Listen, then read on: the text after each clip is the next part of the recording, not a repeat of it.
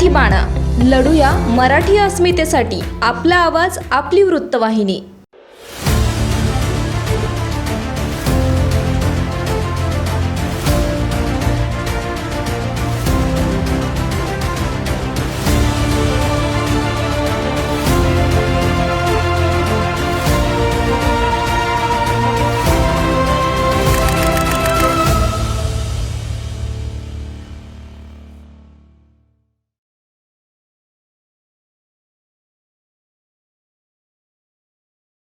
नमस्कार.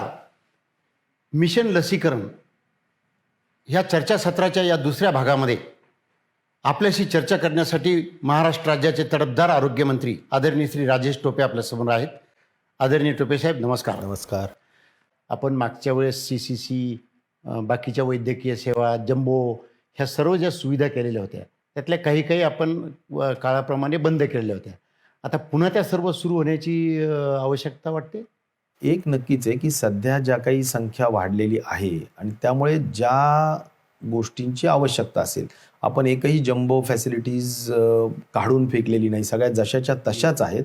आणि त्यामुळे या फॅसिलिटीज CCC असो, DCHC असो किंवा DCH तर आहेच आपली डेडिकेटेड कोविड हॉस्पिटल, पण मला म्हणायचं की या सगळ्या जिथल्या तिथे आहेत त्या पुन्हा ॲक्टिवली कार्यान्वित करणं, म्हणजे तिथली मनुष्यबळ, तिथं जागा जर म्हणजे तिथे जर आता मनुष्यबळ खूप संख्या कमी झाल्यामुळे आपण बऱ्याच लोकांना आपण रिलीव्ह केलं होतं, पुन्हा गरज पडत असेल तर ते घेणार, आपण इक्विपमेंट्स चालू करणार, ऑक्सिजनच्या प्रमाण परत वाढवणार आणि सगळ्या गोष्टी व्हेंटिलेटर्स वगैरे सुस्थितीत आहेत का नाही सगळं बघणार आणि पुन्हा प्रिपेअर्डनेसच्या दृष्टिकोनातून पूर्ण राज्याची आरोग्य यंत्रणा सजग होणार.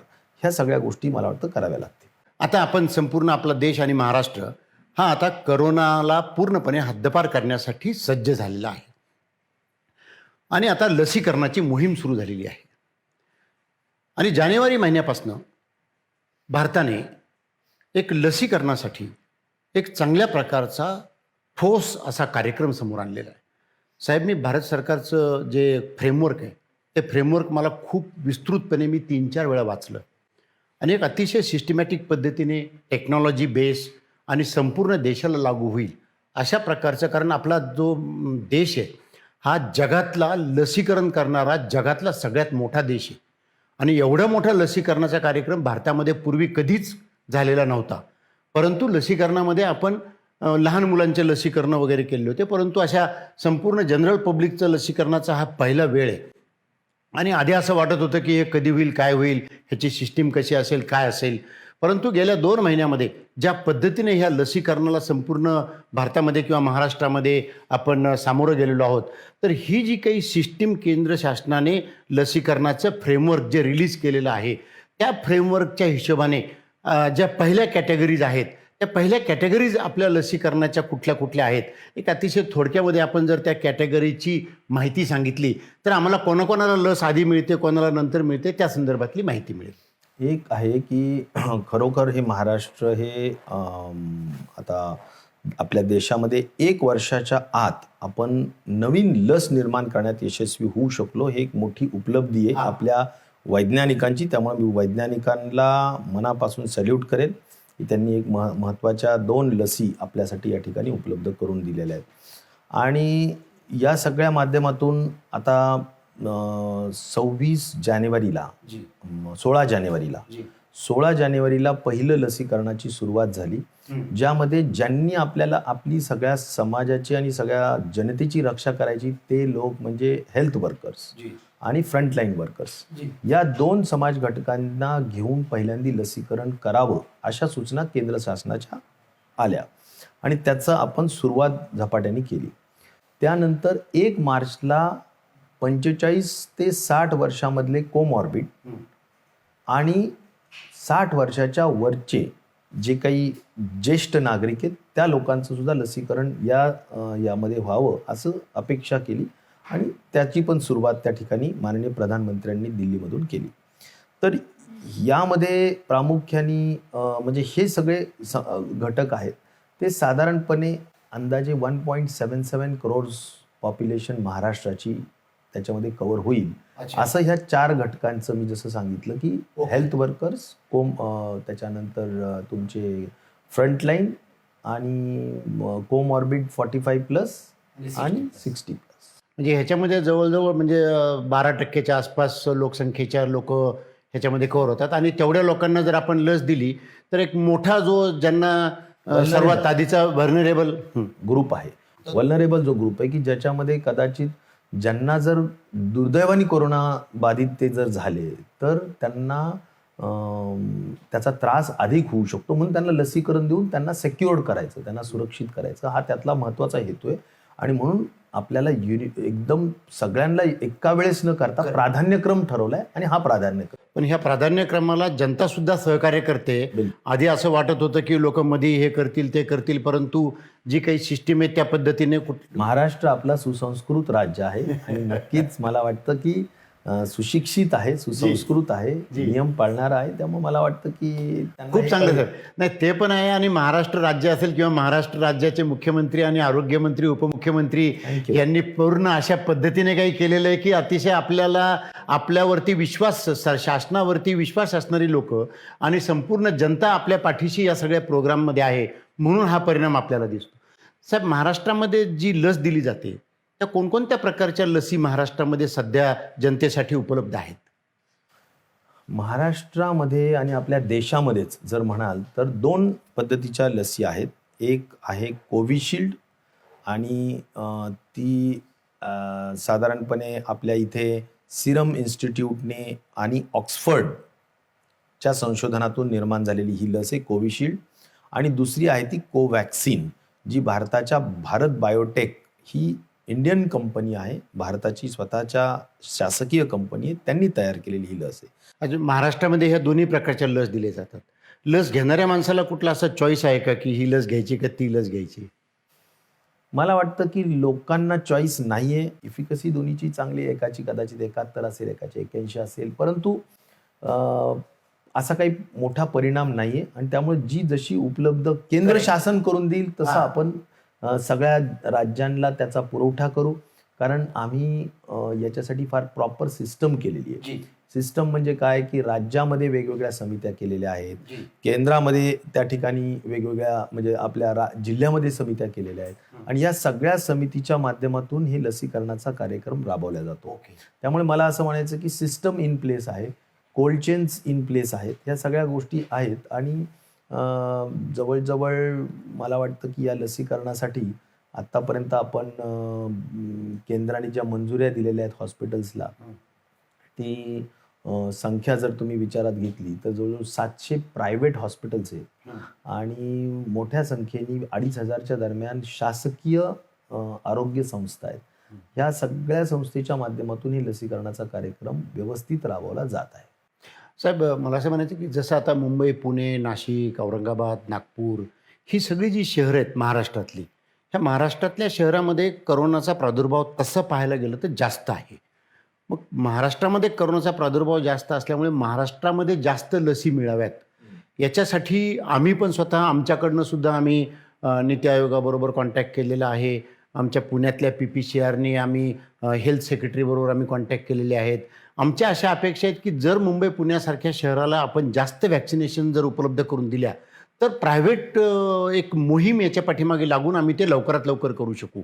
तर वॅक्सिनेशन उपलब्धतेच्या संदर्भामध्ये जर आपण काही सांगू शकलात तर आम्हाला ह्या सगळ्या शहरामध्ये त्याचा जास्त उपयोग होऊ शकेल. मी स्वतः स्वास्थ्य मंत्री डॉक्टर हर्षवर्धनजी जे भारत सरकारचे मंत्री आहेत त्यांना भेटलो. त्यानंतर भारत सरकारच्या स्वास्थ्य सचिव जे आहेत डॉक्टर म्हणजे राजेश भूषण त्यांनाही भेटलो आणि त्यांना महाराष्ट्राच्या सरकारच्या वतीनं, शासनाच्या वतीनं विनंती केली की कुठल्याही परिस्थितीत आम्हाला दर आठवड्याला 20 लाख लसी मिनिमम मिळायला पाहिजेत आणि साधारण आम्हाला एकंदर जे लस डोसेस लागणार आहेत ते 2.25 कोटी पर्यंतचे डोसेस लागणार आहेत. त्याची जी आम्हाला आता गती अशी वाढवायची की दर रोज 3 लाख तरी आम्ही किमान लसीकरण करणार आहोत. ते आमचं रोजचं टार्गेट आहे आणि त्यामुळं आठवड्याला आम्हाला 21 लाख लसी डोसेस लागणार आहेत. आणि मला वाटतं ह्या गतीनं जर केंद्र सरकारने ह्या आपल्याला डोसेस दिले तर येणाऱ्या 3 महिन्याच्या आत, जून महिन्याच्या आत, पावसाळ्याच्या आत आम्ही कुठल्याही परिस्थितीत जे टार्गेट आहे आपलं 1,77,00,000 लोकांचं, साधारण महाराष्ट्राच्या लोकसंख्येच्या 12% जे व्हल्नरेबल पॉप्युलेशन आहे तेवढ्यांना लसीकरण करून आम्ही त्यांना सुरक्षित करण्याचं काम करू, जेणेकरून मृत्यू दर अक्षरशः शून्यावर यावा, कोणीच मृत्यू कोरोनामुळे होऊच नये. कारण लसीकरणाचं संरक्षण त्यांना निश्चित प्रकारे मिळणं ही महत्त्वाची गरज आहे. ती जर मिळाली तर मला खात्री आहे की कुठल्याही परिस्थितीत मृत्यू त्यांना शिवू शकणार नाही. महाराष्ट्रामध्ये एकूण टोटल लसीकरणाचे केंद्र किती आहेत? म्हणजे गव्हर्नमेंटचे किती आहेत, प्रायव्हेट किती आहेत, आणि त्याच्यामध्ये लस एव्हरी डे किती दिली जाते आत्ता? जवळजवळ राज्यामध्ये 2,500 म्हणजे 2,500 हे शासकीय आरोग्य संस्थेमध्ये आपण लसीकरण करतो आहोत आणि आजच्या तारखेला 650 खाजगी हॉस्पिटल्समध्ये लसीकरणाला परवानगी आपण मिळवून दिलेली आहे, म्हणजे केंद्र सरकारकडून. आणि जशा जशा परवानग्या हॉस्पिटल्स मागतील तशा तशा आम्ही केंद्र सरकारकडे पाठवून त्यांना परवानगी आम्ही निश्चित प्रकारे मिळवून घेऊ. उद्देश एकच आहे. मी स्वतः स्वास्थ्य मंत्र्यांना एकच विनंती केली की आपण जे 100 बेडेड हॉस्पिटललाच लसीकरणाची आम्ही देणार ते न करता ज्याला शिथिलीकरण आणलं पाहिजे, आणि त्यांनी ते मान्य केलं. आणि आता 20 बेडेड हॉस्पिटलपर्यंत सुद्धा आपण महाराष्ट्रामध्ये खाजगी हॉस्पिटल्समध्ये लसीकरण करत आहोत. म्हणून आपला लसीकरणाचा गती वाढेल आणि आपल्याला तेच पाहिजे आहे, तेच हवं आहे की कुठल्याही परिस्थितीत आपल्याला ॲग्रेसिव्ह वॅक्सिनेशन करून लोकांना सुरक्षित करायचं आहे. साहेब, जे काही महाराष्ट्रामध्ये खाजगी हॉस्पिटल्स आहेत त्याच्यापैकी बरेच हॉस्पिटलला आपण आत्ता परमिशन दिली असं आपण सांगितलं, पण एक महाराष्ट्राच्या जनतेच्या दृष्टिकोनातून अजून जर जास्त प्रायव्हेट हॉस्पिटल्सला पुढे येण्याचा प्रयत्न झाला तर आपण काही प्रायव्हेट हॉस्पिटलला लसीकरण केंद्र सुरू करण्याच्या संदर्भामध्ये काही अपील करू शकतो? बिलकुल. जेवढ्या हॉस्पिटल्सला या कामात सहभाग घ्यायचा आहे त्यांनी राज्य शासनाकडे अर्ज करावा आणि राज्य शासन त्याला पॉझिटिव्हली रेकमेंड करेल केंद्राच्या स्वास्थ्य मंत्रालयाकडे. आणि मला विश्वास आहे की राजेश भूषण आणि डॉक्टर हर्षवर्धन दोघंही अत्यंत सक्षम आणि चांगले लोक आहेत, काम करणारे, आणि पॉझिटिव्हली ते मंजूर करतील असं मला विश्वास आहे. आणि आम्ही सुद्धा त्यांना तेवढ्याच आग्रहपूर्वक सांगितलेलं आहे की महाराष्ट्रामध्ये संख्या जास्त आहे, हॉटस्पॉट जास्त आहे, पॉझिटिव्हिटीचा रेट जास्त आहे, आणि त्यामुळे एकीकडे हे जर जास्त असेल तर सप्लाय सुद्धा महाराष्ट्राला जास्त मिळायलाच हवा. आणि त्यामुळे आम्हाला आज या मिनिटाला आम्ही 3 लाख मागतोय रोज, म्हणजे 20 लाख आठवड्याला. तर कदाचित आम्ही आणखीन जास्त जर त्या ठिकाणी प्रायव्हेट हॉस्पिटल्सची मागणी मान्य झाली आणि जर अधिक गती जर प्राप्त झाली तर कदाचित 3 लाखापेक्षा रोज आम्हाला जास्त लागतील, आणि तीच आमची मनापासूनची इच्छा आहे. मला वाटतं केंद्र शासनाने ही गती म्हणजे सप्लायची जी गती आहे ती कमी करू नये, ती आम्हाला पाहिजे तशा पद्धतीनं वाढून मिळाली पाहिजे. प्रायव्हेट हॉस्पिटलला मिनिमम कंडिशन्स काय आहेत? त्यांच्यामध्ये काय बेड असतो? कुठल्याही वॅक्सिनेशन सेंटरसाठी त्या ठिकाणी डॉक्टर्स असावेत, त्या ठिकाणी जागा असावी, त्या ठिकाणी सगळ्यात महत्त्वाचं कोल्ड चेन असावी. कोल्ड चेन असावी म्हणजे 2 डिग्री ते 8 डिग्रीपर्यंत ठेवण्यासाठीची व्यवस्था असावी. ही जर असेल, आणि AEFI म्हणजे आपण ज्याला म्हणतो ॲडव्हर्स इव्हेंट फॉलोइंग इम्युनायझेशन, म्हणजे इम्युनायझेशन म्हणजे वॅक्सिनेशन झाल्यानंतरची जी जर काही छोटी मोठी परिस्थिती जर निर्माण झाली, काहींना किरकोळ त्रासही होतो, काहींना गंभीर स्वरूपाचाही होऊ शकतो, होत नाही पण होऊ शकतो. तर जर झाला कदाचित तर त्यासाठीची व्यवस्था असावी. म्हणून त्या ठिकाणी अशी ज्यांच्या हॉस्पिटल्समध्ये व्यवस्था आहे त्या ठिकाणी परवानगी द्यायला अडचण. म्हणजे याचा अर्थ जास्तीत जास्त हॉस्पिटल्स ही परवानगी मागू शकतात, बिलकुल, की ज्याच्यामुळे आपल्याला जास्त स्पीड वाढवता येऊ शकेल. साहेब, जसं आता आपण सांगतो की लसीकरण आपल्या सगळ्या शासकीय रुग्णालयामधनं विनामूल्य केलं जातं आणि खाजगी दवाखान्यांच्यामध्ये त्याला 250 रुपयाची कॉस्ट लागते. काही काही लोकांच्या मनामध्ये असा गैरसमज आहे की 250 रुपयाची लस ही वेगळी आहे, जी फ्री मिळते ती वेगळी आहे, किंवा ह्या दोन्हीमध्ये नेमका काय फरक आहे, की या संदर्भात थोडंसं लोकांच्या मध्ये गैरसमज आहेत. तर एकदा आरोग्यमंत्री म्हणून आपण 250 रुपयाची लस असो किंवा ही लस असो याच्या संदर्भातला नेमका फरक काय आहे की नाही या संदर्भातली माहिती आपण जनतेला द्यावी. एक आहे की 2,500 शासकीय जे आरोग्य संस्था आहेत आमच्या, त्या ठिकाणी जे जे लसीकरणाला जातील त्यांना मोफत त्या ठिकाणी लस दिली जाईल. परंतु खाजगीमध्ये मात्र 250 रुपये घेण्याची मुभा केंद्र शासनाने दिलेली आहे, ज्यामध्ये 150 रुपये लसीची किंमत आहे आणि 100 रुपये त्यांची सर्व्हिस चार्ज म्हणून ते घेऊ शकतात, असं त्यांना अनुमती शासनाने दिलेली आहे. त्यामुळे मला असं वाटतं की लसी दोन्हीकडेही त्याच दिल्या जातात, कोविशिल्ड आणि कोवॅक्सिन, खाजगीमध्ये सुद्धा आणि सरकारी दवाखान्यांमध्ये सुद्धा. त्यामुळे लसीच्या क्वालिटीमध्ये आणि लसीच्या कंपन्यांमध्ये कुठलाही वेगळेपणा नाही. अच्छा. फक्त खाजगीमध्ये चार्ज करण्याचा अधिकार दिलेला आहे, कारण त्यांना शेवटी कॉस्ट येतो आणि गव्हर्नमेंटमध्ये मात्र सगळं फ्री आहे. आणि त्यामुळे अफोर्डेबल ग्रुप जो असेल, गरीब घटक असेल, ज्यांना म्हणजे किंवा ज्यांना सहज पद्धतीनं अफोर्ड करता येण्यासारखं असेल त्यांनी खाजगीत जावं, आणि ज्यांना नसेल त्यांनी सरकारी दवाखान्यात जावं. जे गरीब घटक आहेत त्यांनी सरकारी दवाखान्यात जावं, किंवा ज्यांना 250 रुपये भरणं थोडं अवघड असेल त्यांनी जरूर सरकारी दवाखान्यात जावं.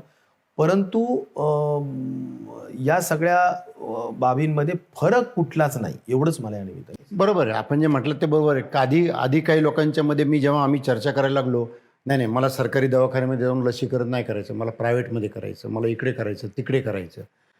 मी जेव्हा सुरुवातीला लसीकरण करताना मी ससूनमध्ये गेलो आणि मी ससूनमध्ये लसीकरण केलं. ससूनमध्ये लसीकरण केलं तर मला त्याच्यामध्ये काहीच प्रॉब्लेम नाही, मला उलट जास्त बरं वाटलं. आणि दुसरी गोष्ट अशी आहे की आता समजा पुणे शहर, पुणे, मुंबई, नवी मुंबई, पिंपरी चिंचवड ह्या शहरामध्ये जितके शासकीय लसीकरण केंद्र आहेत तिथे स्वागत कक्षचं काम करतो आहोत. म्हणजे स्वागत कक्षचं काम करताना मला माहिती आहे की शासकीय रुग्णालयामध्ये प्रायव्हेट रुग्णालय इतकंच किंवा त्यांच्यापेक्षा किंचित जास्त चांगल्या पद्धतीची व्यवस्था करण्यात आलेली आहे, ह्याचा मी साक्षीदार आहे.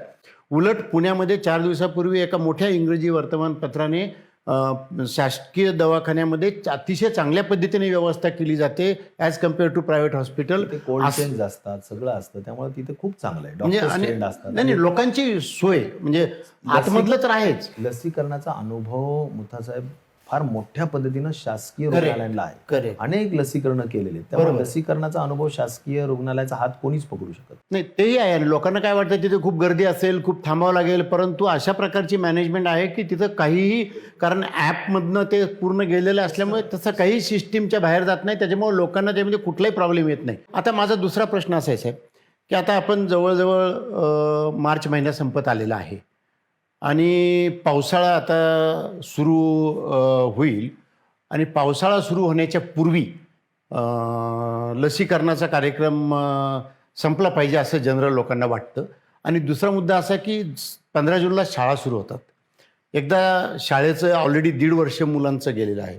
त्यामुळं संपूर्ण महाराष्ट्रातला हा टार्गेट ग्रुपच्या ज्या राहिलेल्या सगळ्या लसी आहेत, ह्या लसी पावसाळ्याच्या आधी महाराष्ट्रातल्या पूर्णपणे ह्या टार्गेटेड ग्रुपच्या संपू शकतील असं आपल्याला वाटतं.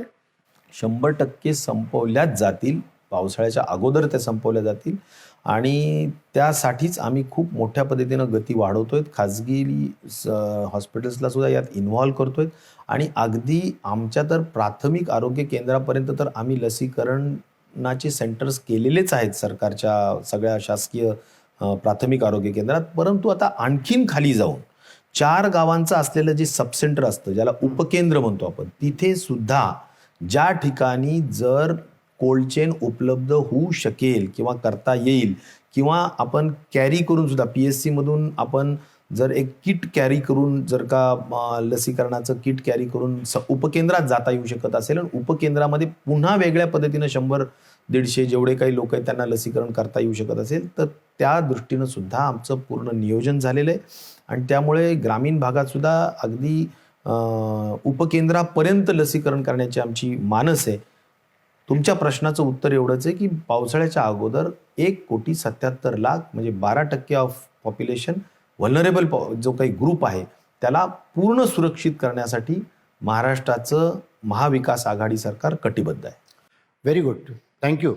साहेब, आपण आत्ता इतक्या चांगल्या पद्धतीने लसीकरणाचं केंद्र सरकारचं धोरण, त्यांचं फ्रेमवर्क, त्याच्यानंतर लसीकरणाची सुरुवात आणि त्याच्यानंतर आधी हेल्थकेअर वर्कर, फ्रंटलाईन वर्कर, नंतर 60 वर्षाच्या पुढील वयस्कर लोक आणि 45च्या पुढचे कोमॉर्बिड लोक, ह्या सर्वांचं आपण महाराष्ट्राच्या 12% लोकसंख्येचं लसीकरण करण्याच्या संदर्भातली जी मोहीम महाराष्ट्र शासनाने सुरू केलेली आहे आणि त्यातला जो एक मोठा पार्ट संपलेला आहे आणि राहिलेला पार्ट आपल्याला पावसाळ्याच्या पूर्वी संपवण्याच्या संदर्भामध्ये आपण माहिती दिलेली आहे. आपण महाराष्ट्रामध्ये खाजगी आणि शासकीय लसीकरण केंद्र आणि नवीन खाजगी रुग्णालयांना जर लसीकरणाची परवानगी पाहिजे असेल तर ती मिळवण्याच्यासाठीच्या संदर्भातल्या सर्व माहिती ह्या आपण सर्व दिल्या आणि पावसाळ्याच्या आधी हे सर्व लसीकरण महाराष्ट्रातलं पूर्ण करण्याच्या संदर्भातली जी माहिती आपण जनतेला दिली, खरोखरच साहेब ही अतिशय महत्त्वाची गोष्ट आहे.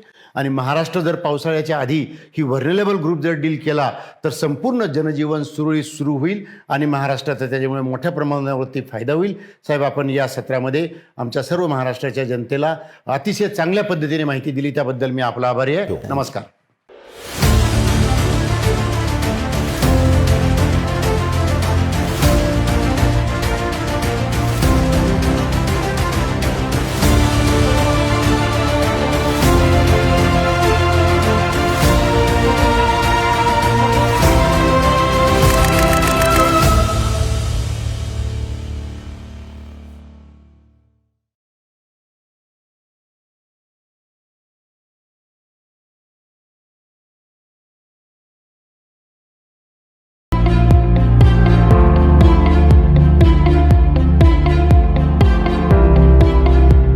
न्यूज मराठी बाणा, लढूया मराठी अस्मितेसाठी. आपला आवाज, आपली वृत्तवाहिनी.